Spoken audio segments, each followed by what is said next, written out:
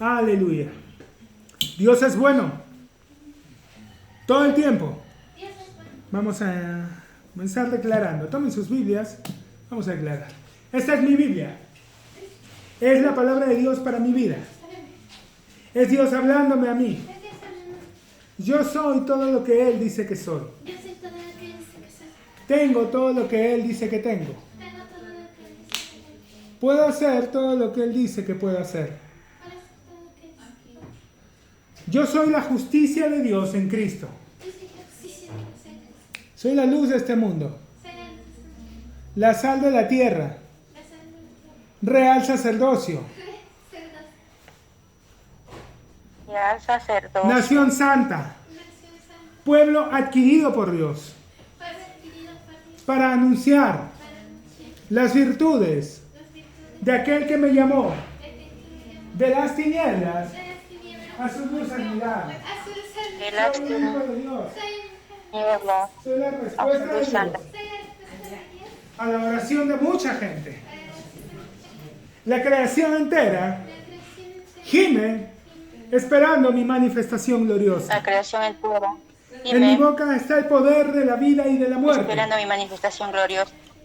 Me hablaré palabras de vida, En mi boca está el poder de la vida y de la no de muerte, Me de hablaré riqueza palabras de vida, y no de pobreza, no de muerte, de salud de y riqueza, no de no de enfermedad, pobreza porque hay milagros salud. en mi boca. y no de Tengo enfermedad. miles de ángeles. Tengo miles de ángeles a mi disposición, esperando mis órdenes para actuar. He sido sellado con el Espíritu Santo de la promesa. El que levantó de los muertos a Jesús mora en mí y me perfecciona cada día. Hoy voy a recibir en mi corazón la preciosa, siempre viva, fructífera y poderosa semilla de la palabra de Dios. Mi mente está alerta. Mi corazón está dispuesto. Nunca más seré el mismo. Nunca, nunca, nunca más seré el mismo. Amén. Amén. Ok. Vamos a continuar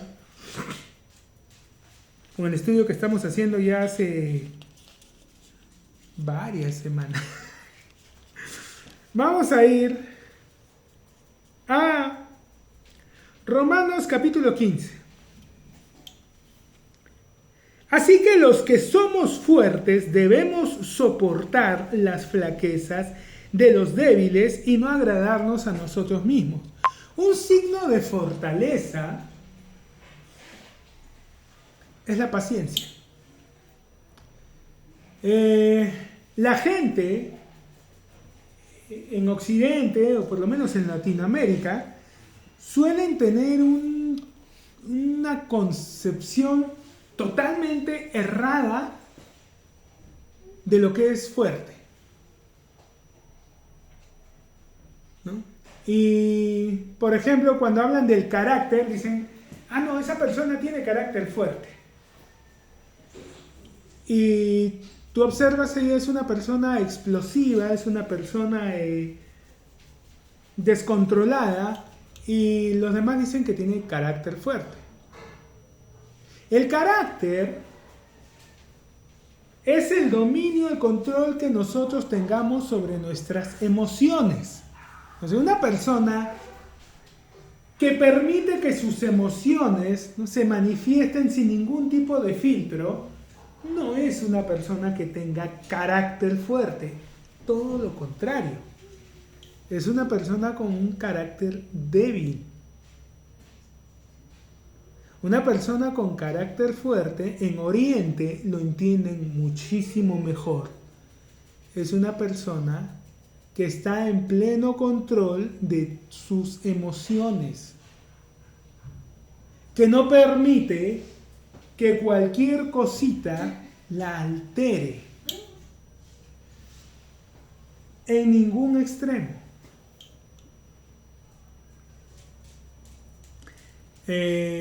Hay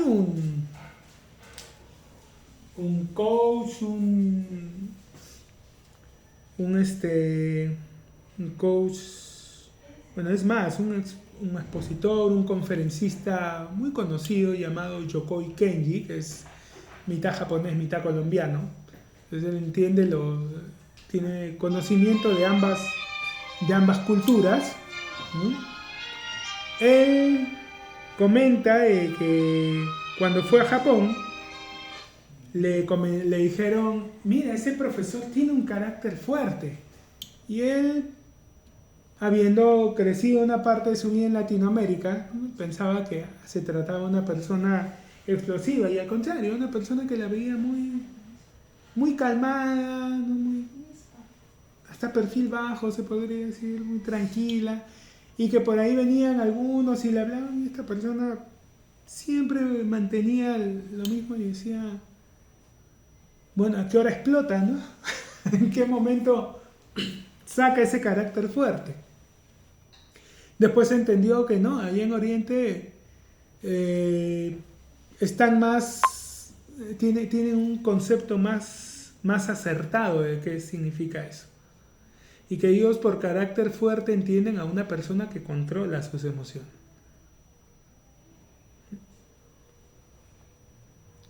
Los que somos fuertes debemos soportar las flaquezas de los débiles, pero ya señalamos que una cosa es un débil, una cosa es un niño, ¿no? Un débil, un niño, son lo mismo.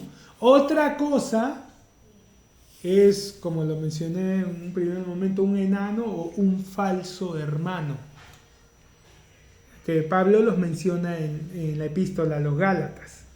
Gente que se introduce y que está espiando, está viendo ¿cómo te das cuenta? Bueno, el tiempo es un buen termómetro. Ahora, yo me he encontrado con hermanos me han dicho, no, pero hermano, es que lo que pasa es que este hermano se congrega en una iglesia donde tienen este tipo de enseñanza. Lo que quieras. Puede congregarse en la iglesia que tú quieras. El conocimiento de Dios no puede poner como excusa que no, es que no le han enseñado. ¿Que el Espíritu Santo no existe? ¿Y la Biblia no la tiene? Yo entiendo que una persona que tiene poco tiempo congregándose, pues no haya aprendido todavía a hacer esto. Pero una persona que ya tiene años, décadas, ya no puede poner como excusa que no le han enseñado. No importa que no le hayan enseñado. A estas alturas del partido tendría que saber lo mínimo. Y lo mínimo es que lo que él tiene, lo que Cristo Jesús vino a darle, fue una relación personal con Dios. Y si él tiene una relación con Dios, tiene que hablarle y tiene que escucharlo. Y si no hace ninguna de esas dos cosas, permítame que sí ponga en duda que realmente sea un hermano. Y si encima de eso se la pasa criticando a hombres de Dios, bueno, la palabra dice, mis ovejas oyen mi voz y la conocen. Entonces ni escucha la voz de Dios, ni la conoce tampoco, puedo dudar que sea oveja. Es que no le han enseñado, pero él tendría que escuchar la voz de Dios.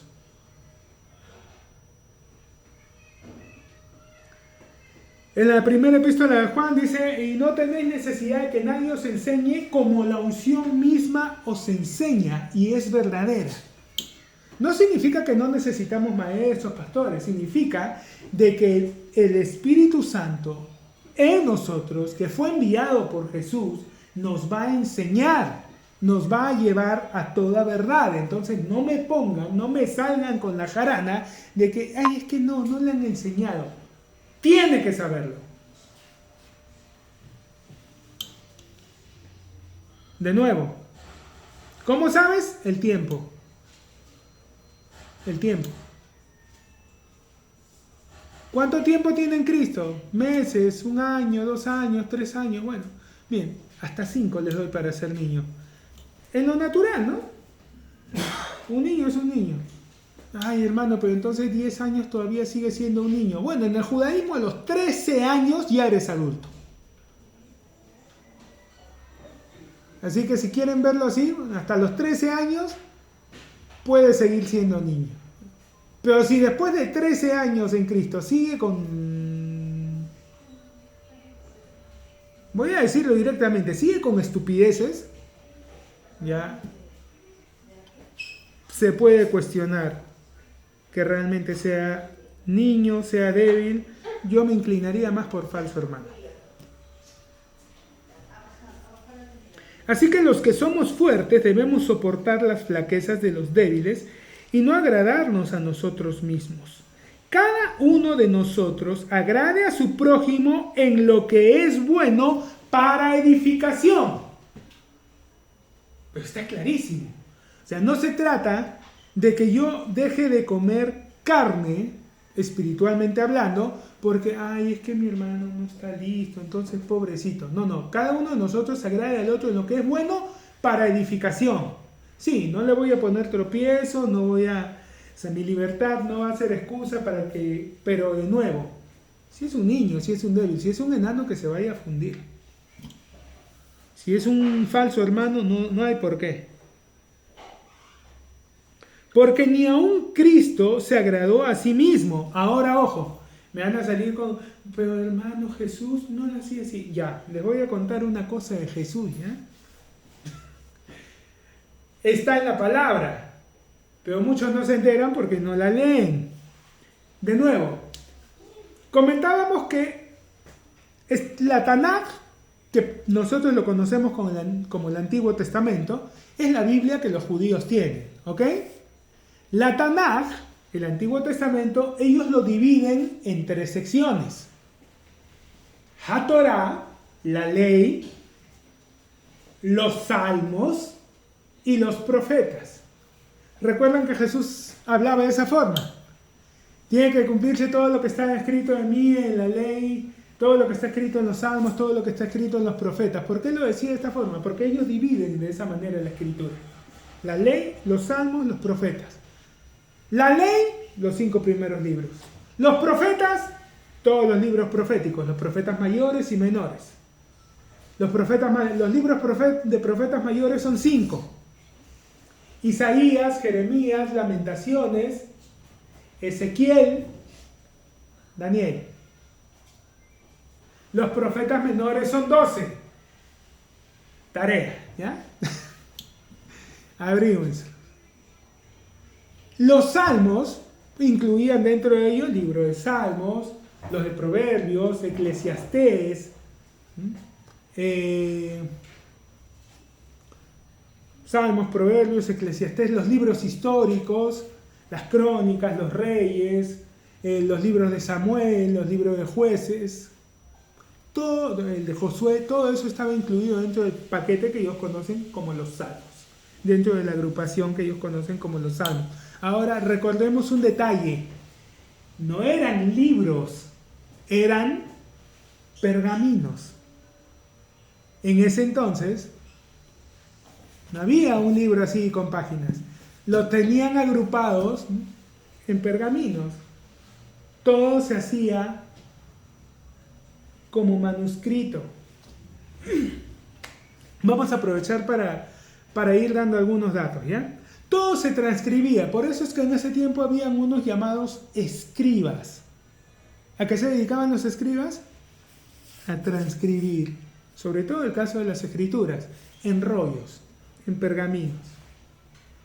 ¿Qué pasaba si al estar transcribiendo el texto se equivocaban? No lo podías borrar. Era la palabra de Dios, ¿cómo la ibas a borronear? No era como nuestros cuadernos que ahí le meten el borrón. No, era la palabra de Dios. ¿Cómo ibas a borronear eso? No podía borronear. Ah, lo rompo. ¿Cómo vas a romper la palabra? Lo quemo, te quemamos a ti. ¿Qué hacían con eso? Se habían fallado en una letra, se habían equivocado, se distrajeron, algo fallaron. No lo podían romper, no lo podían borrar y continuar, no lo podían quemarlo. ¿Qué hacían? Lo enrollaban, lo metían dentro de una vasija, lo tapaban y lo enterraban. Entonces, todas esas cosas que andan descubriendo, entonces lo que descubrieron los rollos aquí, ¿qué cosa eran? Lo que habían estado transcribiendo, que se equivocaron un momento, dejaron de escribirlo, lo guardaron y lo enterraron. Eso es lo que descubren. Esos son los famosos rollos que andan encontrando. Lo que ellos habían estado transcribiendo.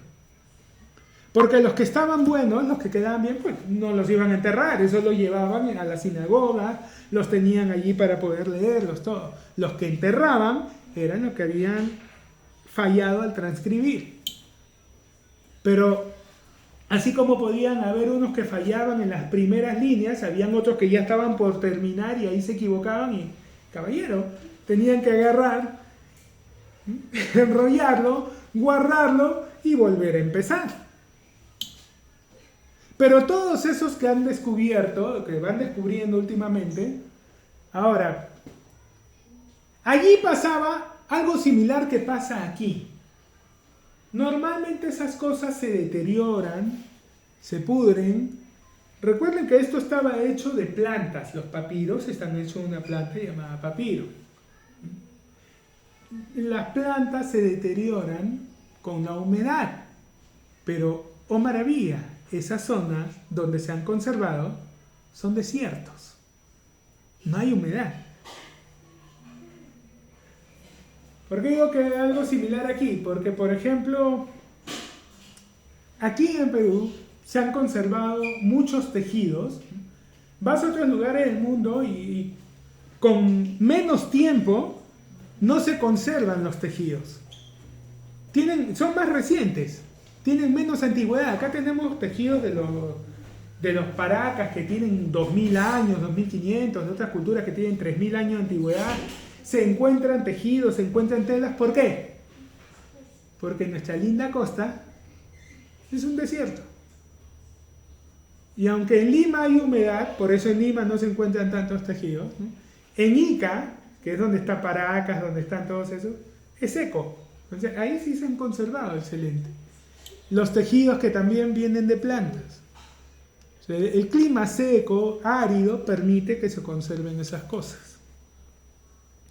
Estos son los rollos que encuentran, los abren y sirve para verificar que lo que se ha ido traduciendo con el tiempo se parezca al original. Porque al principio, cuando se empezó a transcribir las escrituras, no había todavía la arqueología, no estaba como ahora. Entonces, lo que hicieron los primeros traductores fue tomar lo que tenían más a la mano. Y por ahí que los traductores que tradujeron las escrituras a las lenguas, a los idiomas que estaban surgiendo, al español, al portugués, todo, tenían conocimiento de griego, de latín, pero de hebreo, de arameo ya era un poquito más complicado. ¿Qué hicieron? Pues tradujeron del latín y del griego al español. O sea, su traducción estaba basada en otra traducción. Alguien había traducido en su momento la escritura al latín y ellos tomaron esa traducción del latín al español. Y entonces, en ese ir pasando de una lengua a otra, se perdían algunas cosas. Se perdían algunas figuras. Porque a veces, el idioma, nosotros sabemos que cuando hablamos, no solamente estamos... Hay muchas cosas que tienen que ver con la semántica. Podemos estar usando una frase, pero en sentido figurado. Y cada cultura tiene sus refranes, tiene sus modismos, tiene su manera de darle énfasis a una cosa o de volverla irónica. Y en ese paso de un idioma a otro se perdía a veces ello. Por ejemplo, cuando Jesús habla y dice es más fácil que un camello pase por el ojo de la aguja a que un rico entre en el reino de los cielos. Si uno ve solamente en sentido lineal, en gramatical, uno diría, que un camello pase por el ojo de una aguja no es difícil. Es imposible, a no ser que licúes al pobre camello, a no ser que lo incineres y te pongas a meter la ceniza por el ojo de una aguja. De otra manera, no hay forma, es imposible. Pero ocurre que esto del ojo de la aguja no es en sentido literal, sino que así llamaban ellos a la puerta pequeña de las grandes ciudades. Las ciudades de antes, estaban amuralladas y tenían pues unos pórticos inmensos, ¿no?, que pesaban. Los tenían abiertos durante el día para que entren las caravanas, entre la gente, pero en las noches cerraban esos portones y solo había una pequeña puerta en un rincón, ¿no? O sea, si la comparabas con el portón era pequeña, como para que ingresara una persona o bueno, una montura, ¿no?, un caballo, un camello. Pero si venían de una caravana, el camello no venía solo, venía con carga. Entonces, para hacerlo pasar por esa puerta, tenías que quitarle la carga de encima, hacer pasar al animal, meter la carga entre las personas y luego volver a colocársela. Entonces, era un trabajo, no era imposible, no era como realmente pasarlo por el ojo de una aguja. Eso ya es, como le digo, a no ser que licuaran o incineraran al camello, no había forma de pasarlo. Entonces, esas cositas sí se perdieron al pasar de un idioma a otro. De nuevo, la palabra Mesías se perdió, ¿no? Porque para los judíos Mesías significaba el ungido, y cuando ellos hablaban de un ungido entendían que era alguien que había sobre quien venía el Espíritu de Dios para capacitarlo para desempeñar un papel. Rey, sacerdote, profeta. Los griegos no tenían esa práctica. Y entonces cuando traducen Mesías, ¿qué es eso? Significa ungido. ¿Qué es eso? Es cuando, le ponen aceite a alguien. Poner aceite para freír. No, le ponen aceite, lo untan. Nosotros... Cresto.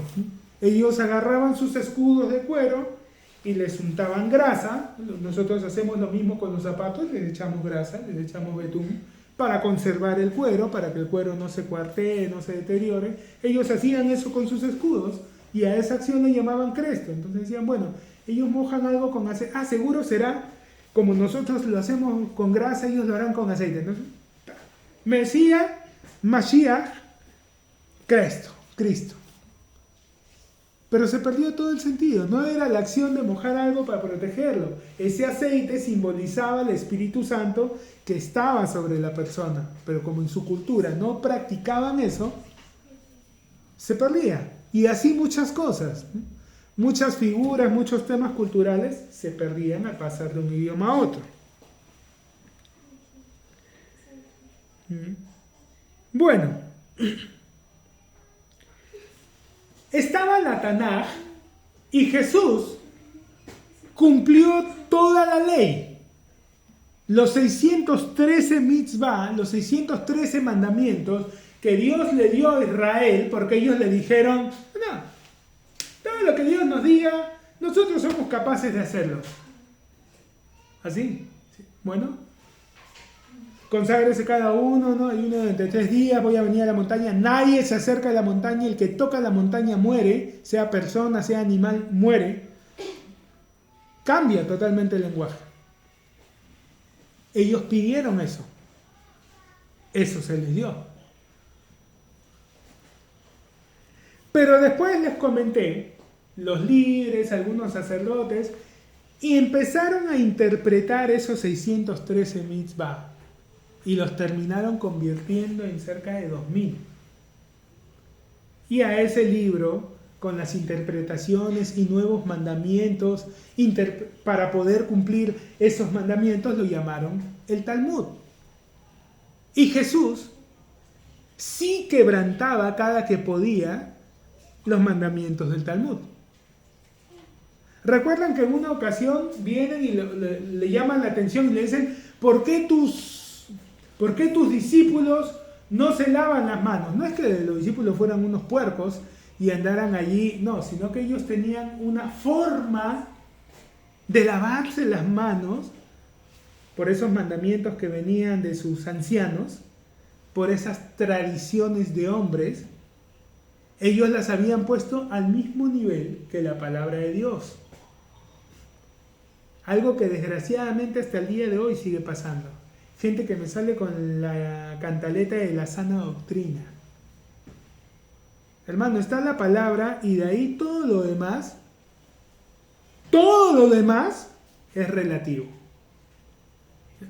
Porque todo consejo que pueda dar un hombre les va a servir a algunos y les va a estorbar a otros. ¿Por qué? Porque no somos iguales.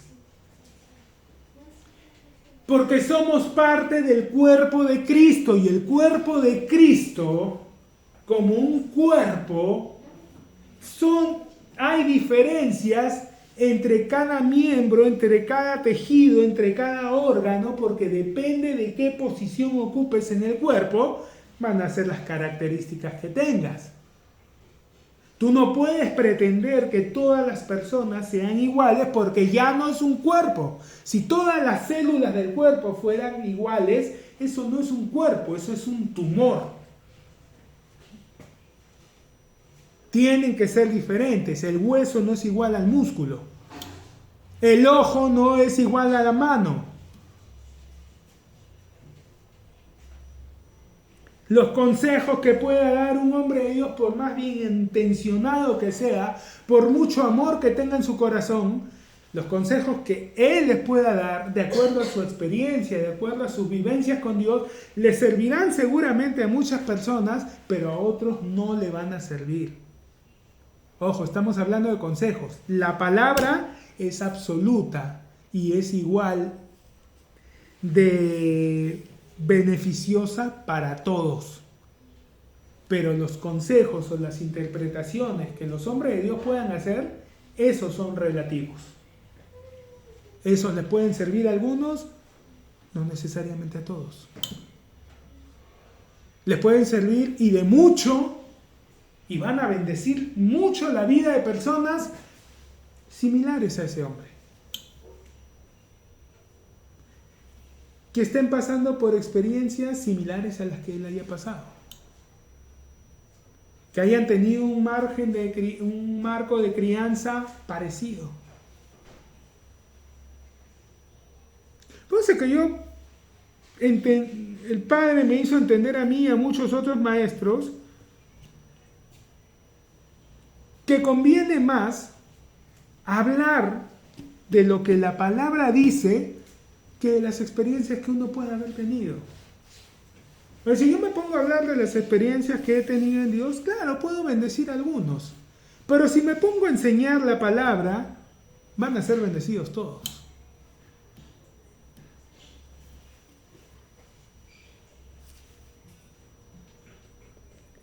Jesús, cada que podía, se pasaba por alto.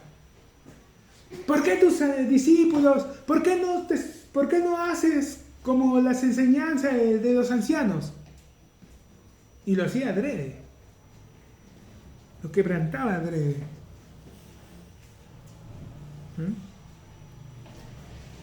Entonces, cada uno agrade a su prójimo en lo que es bueno para edificación, porque ni aun Cristo se agradó a sí mismo. Claro. Pero cuando había que reventarle las estructuras mentales a alguien, lo hacía. ¿Cuántas veces sanaba en el día de reposo? Revísenlo en la palabra.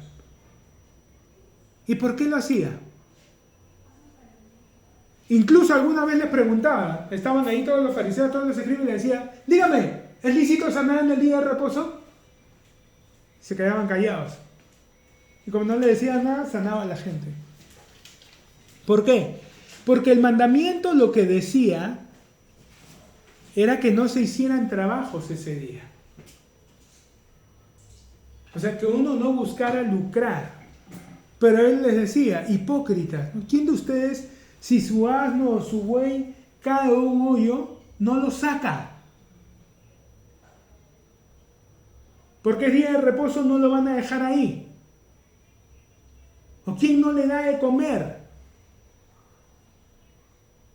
Uno podría decir, está trabajando. No, no está trabajando, le está dando de comer. Ellos mismos comían. ¿El que estaba sirviendo no estaba haciendo acaso algún tipo de trabajo? Les estaba mostrando que su celo era absurdo. Ni aun Cristo se agradó a sí mismo, antes bien, como está escrito, los vituperios de los que te vitupereaban cayeron sobre mí. ¿Qué es vituperio, hermano? Escupir. Los escupitajos de los que te escupían cayeron sobre mí. Eso es lo que está diciendo ahí.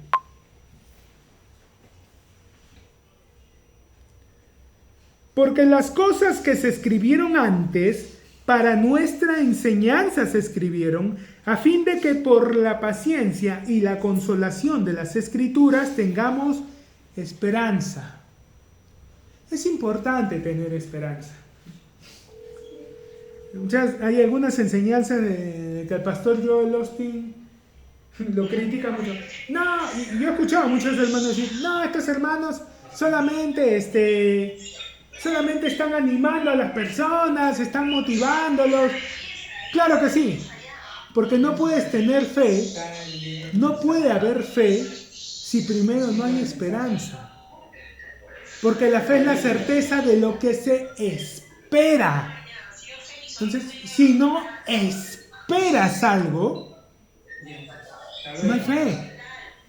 ¿Por qué? ¿Qué pasó? La fe es la certeza de lo que se espera. Tienes que esperar algo. Ay, yo le pedí le quiero pedir al Señor. Bueno, ¿qué le quieres pedir? Es que no sé qué quiero. Bueno, eso primero tienes que definirlo. Porque si no, ¿cómo te enteras? ¿Cómo sabes si Dios responde o no? Si no sabes qué esperas. Si no sabes qué quieres. ¿Ya? Y otra vez, acá está. Cayeron sobre mí porque las cosas que se escribieron antes para nuestra enseñanza se escribieron, a fin de que por la paciencia y la consolación de las Escrituras tengamos esperanza. Justo le he comentado hoy a una hermana y se lo he comentado a muchos, ¿no? Que se lo he comentado a muchos.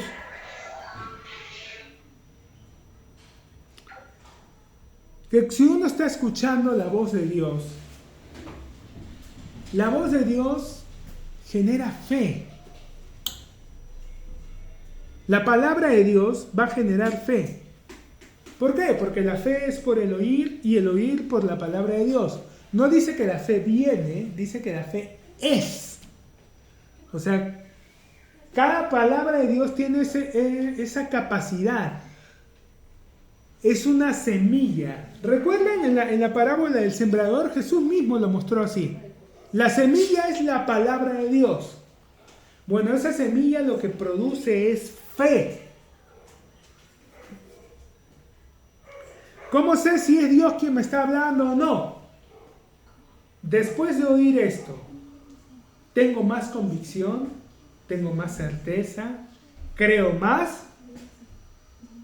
Porque si después de escuchar a este predicador, a este maestro, en lugar de creer más, en lugar de convencerme más del amor de Dios, de que soy su hijo, de que Él es mi padre, en lugar de convencerme más de estas cosas, tengo dudas, salgo confundido, no estoy seguro, pucha, yo creí que era salvo, ahora me han dicho que puedo perder la salvación, entonces al final no es como había pensado, pucha, y entonces como, ya, si terminas así, no es Dios el que estaba hablando. No, pero tenía la Biblia abierta, sí, pero no es Dios.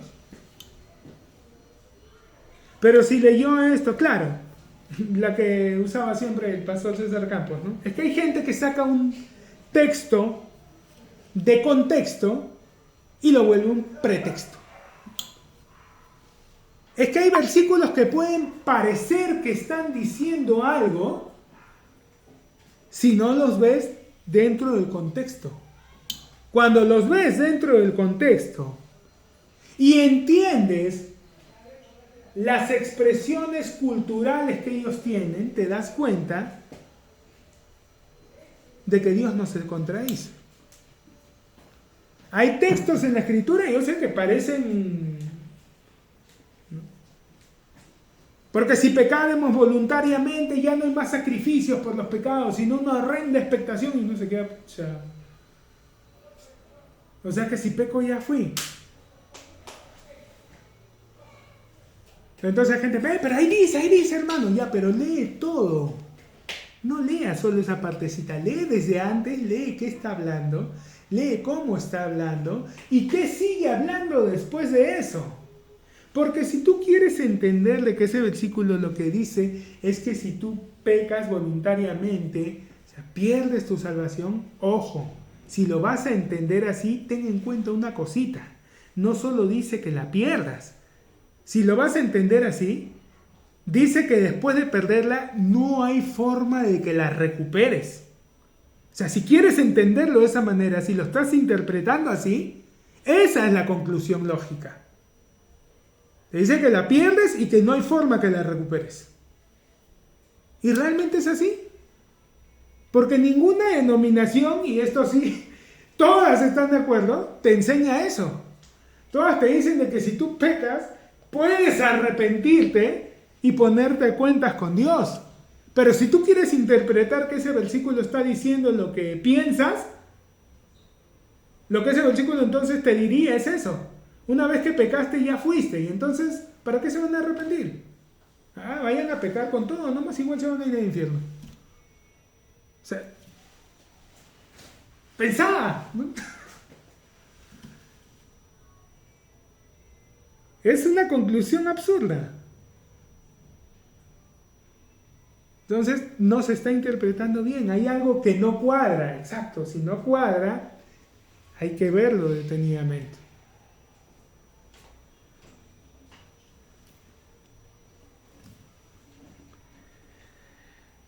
Las cosas que se escribieron antes para nuestra enseñanza se escribieron a fin de que por la paciencia y la consolación de las Escrituras. Entonces las Escrituras no te vienen a traer temor, no vienen a forjar en ti ira, enojo, celo, miedo. Vienen a hacerte más paciente y a consolarte. Os dé entre vosotros un mismo sentir según Cristo Jesús, para que unánimes a una voz glorifiquéis al Dios y Padre de nuestro Señor Jesucristo. Por tanto, recibíos los unos a los otros, como también Cristo nos recibió para gloria de Dios.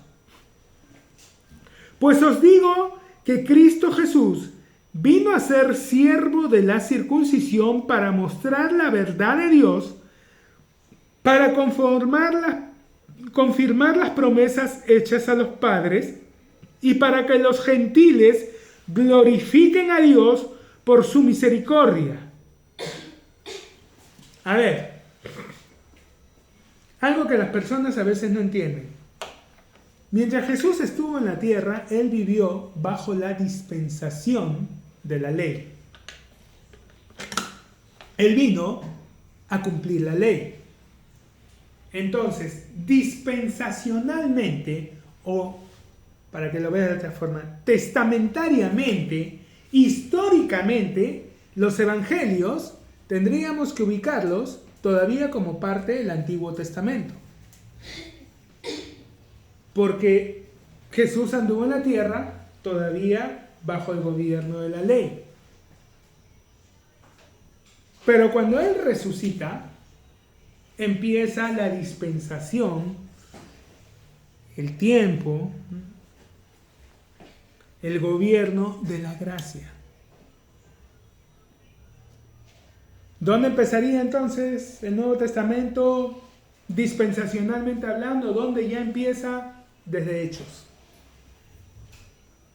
De Hechos para adelante, ya lo que se vive, lo que se habla es Nuevo Testamento.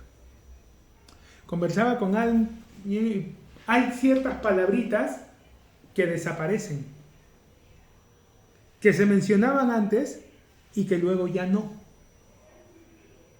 Una de ellas, una palabra que no tiene nada de malo, pero se deja de mencionar y hay una buena razón.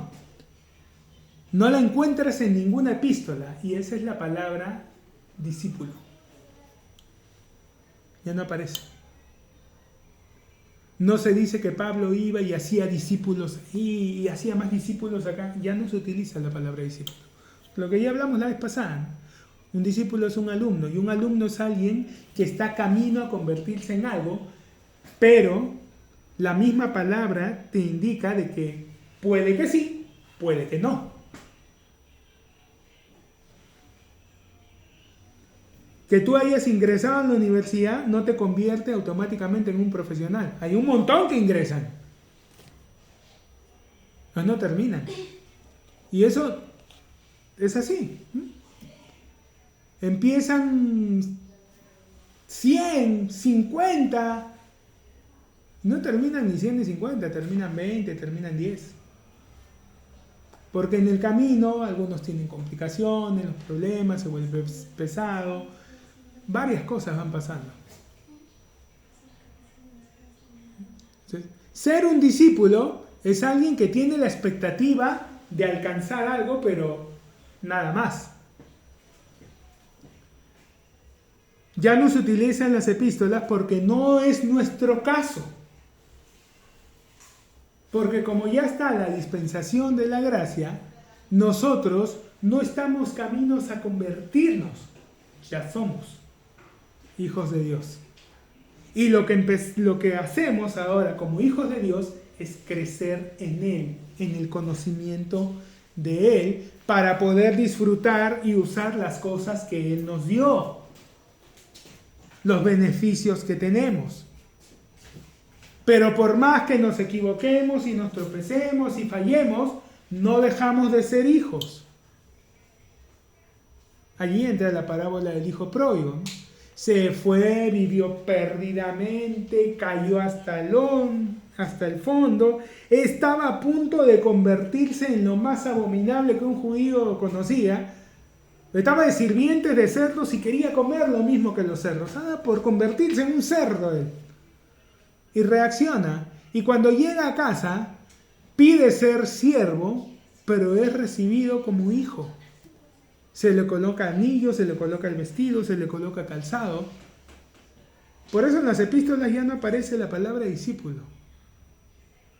Porque nosotros ya no estamos aprendiendo con la expectativa de convertirnos en algo. Nosotros ya somos y crecemos.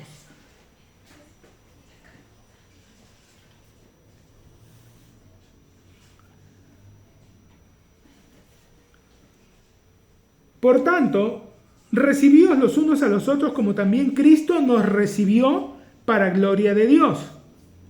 Pues os digo que Cristo Jesús vino a ser siervo de la circuncisión para mostrar la verdad de Dios, para confirmar las promesas hechas a los padres. Claro, la ley fue dada, y las mismas epístolas nos lo van a mostrar, lo vamos a ir viendo. Lo hemos visto en Romanos. ¿Para qué se dio la ley? Lo hemos leído. ¿Para qué se dio? Para que el pecado abundase. Ahora, tú dices eso, en la mayoría de la gente, no, pero ¿cómo va a ser? Pero es lo que la Escritura dice, y lo dice claramente.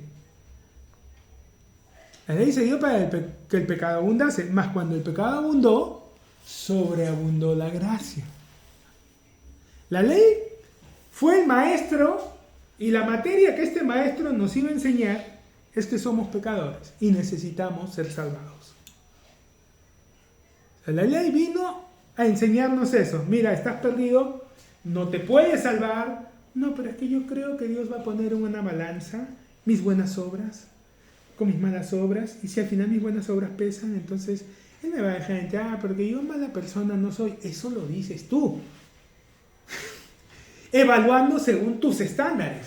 Anda, pregúntale a Dios si según sus estándares tú eres bueno. Spoiler.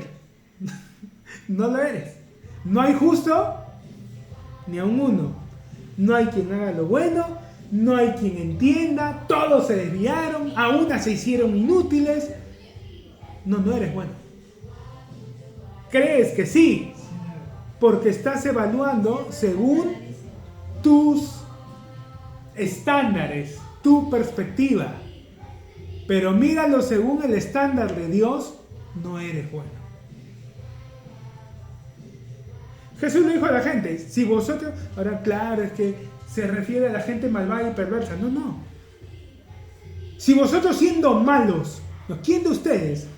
Si su hijo le pide un pez, le da una serpiente. Si le pide un huevo, le da un escorpión. Si le pide un pan, le da una piedra. Dice, si vosotros siendo malos. O sea, según Dios, alguien que es un buen padre, que alimenta, que viste a sus hijos, alguien que está haciendo bien, porque hay otros desgraciados que se largan y nunca ven por ello, pero alguien que está haciendo lo correcto, aún así, es malo.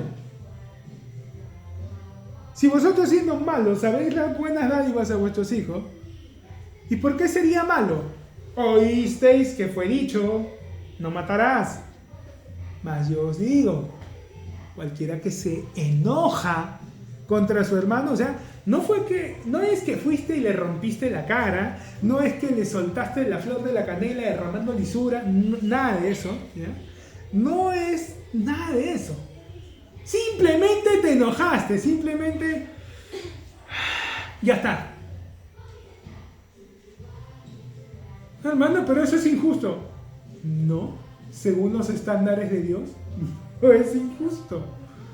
Pero, ¿cómo no me voy a enojar? Sí, bueno, ya. Pero según Dios, por enojarme, ya es como si lo hubieras matado. Ya eres culpable de homicidio. Entonces, ¿te das cuenta? Según tus estándares, tú puedes no ser una mala persona, pero si te pones a verlo desde la perspectiva de Dios, todos estamos fregados. Y la ley vino a enseñarnos eso. Porque la ley era un todo. La ley lo que te dice es que tú puedes cumplirla toda tu vida, los 613 mitzvah, cohibirte, encerrarte, hacer todo. Un día fallas en uno, en el más pequeño. ¿Ya está? Ya rompiste toda. No, pero ¿cómo va a ser si solamente fue uno? Ya rompiste toda. Porque es una unidad. Tú no puedes elegir, ay, no, es que nosotros la parte moral sí, pero la parte ritual no. No. La ley no tiene separación, es un todo. O la cumples o no. Si vas a querer ir por ahí, ¿qué te va a enseñar? ¿Qué conclusión te va a sacar? Estás fregado. Nadie puede cumplirla. No. Entonces estoy condenado. Exacto. ¿Pero qué puedo hacer? Necesitas un salvador. Eso te viene a enseñar la ley. Necesitas un salvador. Entonces Jesús vivió bajo ese estándar. Fue el único que cumplió ese estándar. El único que lo cumplió. Ahora mira, cuando él es bautizado, el Padre se oía una voz desde el cielo diciendo, este es mi Hijo amado en quien me complace. O este es mi Hijo amado que me complace. Pero hasta ese momento Jesús no había hecho nada. No había hecho todavía ni una sanidad, No, pero hermano, yo escuchaba una historia que cuando Jesús era niño, armaba pajaritos así con barro y soplaba y se volvían pajaritos, ¿verdad? Esas son fábulas. Yo voy a usar una palabra más fuerte, pero no, esas son fábulas, hermano. No es la verdad. No, pero a mí me dijeron que Jesús fue a la India y allí aprendió meditación. No, pero es que desde los 12 hasta los 30 no aparece nada de Jesús. No, sí aparece. En los evangelios está. Cuando él empieza a predicar, la gente dijo, ¿no es este el hijo de José? No están sus hermanos y mencionan los nombres de sus hermanos acá con nosotros. ¿De dónde pues le ha salido todo esto? ¿Qué hizo durante esos años Jesús? Trabajar en el taller de su padre que había fallecido, hacerse responsable por sus hermanos hasta que el menor de ellos fuese mayor de edad, y después que terminó la responsabilidad que tenía como humano con su familia, empezó su ministerio. ¿Qué hacía antes de eso? Una vida normal, trabajar. A los 12 años estaba fogosito, estaba ahí, se quedó en el templo, estaba enseñando. Cuando regresaban sus padres, así, oh, Jesús, ¿no saben que en los negocios de mi padre debo estar? Bueno, de allí pasó lo que históricamente se sabe, y él tuvo que ser el hombre de la casa. Tenía a su madre viuda, sus hermanos pequeños, se hizo cargo del negocio, que algunos dicen carpintero, que en realidad otros dicen que no es tanto carpintero, sino era algo así como estos en Estados Unidos, esos que tienen sus pequeñas empresas constructoras y hacen de todo. Que era algo así, más que un artesano, era algo así como un empresario, bueno, a saber, ¿no? Pero el caso es que él se tuvo que hacer cargo de eso, del sustento de la familia. Cuando cumplió los 30, entonces el menor de sus hermanos estaba cumpliendo 13 y ya le empezó su ministerio. Antes de eso hizo una vida normal, sus vecinos lo veían, por eso cuando él empieza a predicar dicen, oye, ¿no es este el hijo de José? ¿No están sus hermanos? ¿De dónde ha salido esto? Porque claro, hasta antes de eso había estado trabajando, haciendo un negocio y de repente, giro de 180 grados y empieza el ministerio. No fue como Juan, que Juan desde pequeño, todos sabían, se había apartado del desierto, se vestía con pieles, se alimentaba de langostas y estaba predicando. No fue el caso. Él había estado allí trabajando normal. Por eso habla, ¿no? Dice, vino Juan que no comía ni bebía, demonios tiene. Viene el Hijo del Hombre que come y bebe. Viene el Hijo del Hombre que vive como ustedes, que está en medio de ustedes y dice, este es un hombre comelón y bebedor. No, este no puede ser, este es muy común. O sea, el extremista, el que se apartó de toda maldad y vivía ahí en el desierto, no les parecía, no, qué exagerado este tipo. Viene uno que vive como ustedes, que está en medio de ustedes, no puede ser, es muy normal. Nada les cuadra. No les cuadra ni el que se consagra, se separa, se aparta de todo, ni el que está en medio de ustedes. Nada.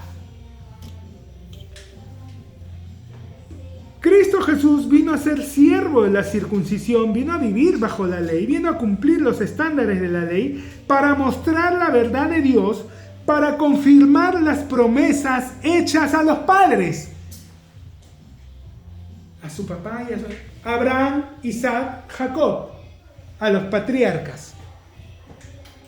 Acá lo tradujeron padres. ¿Por qué no patriarcas? Porque de nuevo, contexto cultural. En Oriente se entiende muy bien el término patriarca. Patriarca es la cabeza de toda esa familia. En Oriente podían tener 100 años, 120, pero si el viejo seguía lúcido, él seguía siendo la cabeza. Mucha mayor razón todavía, porque por la edad que tenía había vivido, había visto un montón de cosas. Aunque ya no pudiera empuñar una espada, aunque ya no pudiera agarrar un martillo, una pala, seguía siendo la cabeza porque tenía la sabiduría para poder dirigir. En Occidente no. En Occidente pierde fuerza y no. Es que esa es la gran diferencia entre Oriente y Occidente. Occidente, las culturas de Occidente priorizan la fuerza como la cualidad principal para liderar. En Oriente se prioriza la sabiduría como la cualidad principal para liderar. Entonces, aunque no tuviera fuerza, si seguía lúcido, él era el líder. En Occidente, ni bien perdía fuerza, ya, vaya para allá, el siguiente.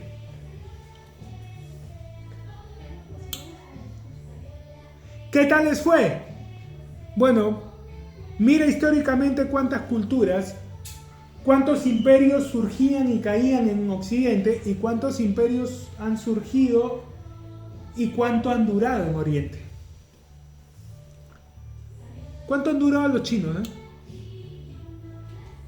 Uno de los imperios más extensos temporalmente hablando en la historia de la humanidad, los romanos. Averigüen cuánto duró. Bueno, si consideras al Imperio Romano de Oriente, que después se transforma en el Imperio Bizantino, 1000 años. Es el más extenso en la historia de Occidente. Si lo comparas con los chinos, si los comparas con otras culturas de Oriente,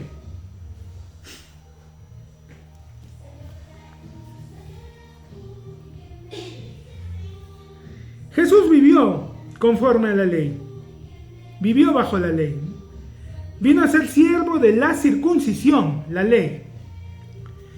A veces para no usar la palabra ley usaban este término, circuncisión, porque la circuncisión era la evidencia externa, ¿no?, del pacto con Dios en la ley. Vino a ser siervo de la circuncisión para mostrar la verdad de Dios, para confirmar las promesas hechas a los patriarcas, Abraham, Isaac, Jacob. Y para que los gentiles glorifiquen a Dios por su misericordia, como está escrito. Por tanto, yo te confesaré entre los gentiles y cantaré a tu nombre. Y otra vez dice, alegraos gentiles con su pueblo. Y otra vez, alabad al Señor todos los gentiles y magnificadle todos los pueblos. Y otra vez dice Isaías, estará la raíz de Isaí y el que se levantará a regir los gentiles. La raíz de David. ¿Quién es la raíz de David? Jesús. Hijo de David. ¿No lo llamaban así? Era uno de los títulos que le daban. Se va a levantar él y va a regir a los gentiles. Los gentiles esperarán en él. Dios siempre tuvo en mente a toda la humanidad. La razón de los pactos que él fue haciendo, primero con Adán, luego con Noé, luego con Sem, luego con Abraham, lo confirma con Isaac, lo reconfirma con Jacob, tenían un propósito. No es que él los escogió como su pueblo, pero ellos no se dieron cuenta de cuál era su función como pueblo. No es que él los elegía como pueblos para dominar al resto del mundo. Él los estaba eligiendo como pueblos para que fueran sacerdotes para el resto de la humanidad, para que ellos le enseñaran a los demás pueblos cuál era su voluntad y cómo acercarse a él. Pero no lo hicieron. Pero en el propósito de Dios siempre estuvo toda la humanidad. Desde el pacto que hace con Abraham, te bendeciré, serás bendición y en ti serán benditas, en tu simiente, refiriéndose a Jesús, todas las familias de la tierra. Siempre era todo el mundo. Y eso se cumplió con Jesús. Y el Dios de esperanza os llene de todo gozo y paz en el creer. ¿No les pasa que cuando entienden cosas de Dios y las están creyendo y se les abre la mente, se emocionan, se alegran y al mismo tiempo sienten como que se les quitan pesos de encima? Claro, es que eso produce la palabra. Eso es lo que Él produce. Y el Dios de esperanza os llene de todo gozo y paz en el creer, para que abundéis en esperanza por el poder del Espíritu Santo. Pero estoy seguro de vosotros, hermanos míos, de que vosotros mismos estáis llenos de bondad, llenos de todo conocimiento, de tal manera que podéis amonestaros los unos a los otros. Estoy seguro de vosotros hermanos míos a los que jamás he visto, no sé cómo se comportan, no sé qué clase de vida tienen, estoy seguro. ¿Cómo podía estar seguro? ¿Por qué estaba tan convencido? Porque lo que les está diciendo no dependía de lo que ellos hacían. ¿Por qué estaba así de seguro Pablo? Si no le constaba nada de los romanos, nunca los había visto, nunca había estado en Roma. ¿Cómo podía tener esa certeza? Porque su certeza no era de lo que ellos hacían, era de lo que Jesús había hecho. Por eso estaba convencido. Le dice, el Dios de paz os llene de todo gozo y paz en el creer. El Dios de esperanza os llene de todo gozo y paz en el creer para que abundéis en esperanza por el poder del Espíritu Santo. Dice, miren, ustedes van a seguir creciendo, Dios les va a ir hablando, les va a ir enseñando, a medida que escuchen su palabra, van a ir aprendiendo, van a ir conociendo, pero tengan algo en cuenta, ya son eso, no se van a convertir en eso, ya lo son. Esto no es algo que depende de que ustedes hagan o dejen de hacer. Esto es algo que Él ha hecho. Pero estoy seguro de vosotros, hermanos míos, de que vosotros mismos estáis llenos de bondad. ¿Por qué estaba seguro? Porque si el Espíritu Santo moraba en ellos, porque habían nacido de nuevo, porque eran hijos de Dios, entonces esto era una realidad. Estaban llenos de bondad, llenos de todo conocimiento. Un detallito a señalar nada más, ¿ya? Porque por ahí nos estamos imaginando a los creyentes en Roma, que los hermanos en Roma pues eran algo así como los judíos, no eran gente que andaba con túnicas, eran gente que sembraba el campo, no. Roma. Los primeros cristianos en Roma, y esto se sabe por historia, no eran gente de campo, habría por ahí algunos seguro, pero Roma era la capital del imperio. ¿Qué es lo que había mayormente ahí? Soldados. ¿Qué más había? Comerciantes. ¿Qué más había? Había un lugar de entretenimiento bien conocido en Roma, el circo. ¿Quiénes estaban en el circo? Gladiadores. ¿A qué se dedicaban los gladiadores? Peleaban hasta la muerte. Incluso cuando salían le saludaban, los que van a morir te saludan. También habían muchas prostitutas. Muchos de los primeros cristianos en Roma tenían esos oficios. Prostitutas, gladiadores, soldados, comerciantes, algún que otro granjero, algún que otro ganadero, pero la mayoría estaban metidos en todo el ruido, en toda la velocidad, en todo ese estilo de vida. Y Pablo les dice a esta gente que estaba seguro que ellos estaban llenos de bondad. No parecía muy bondadoso el fin de semana pasado cuando lo estaba atravesando con su espada al rival. Pero Pablo le dice, estoy seguro que están llenos de bondad.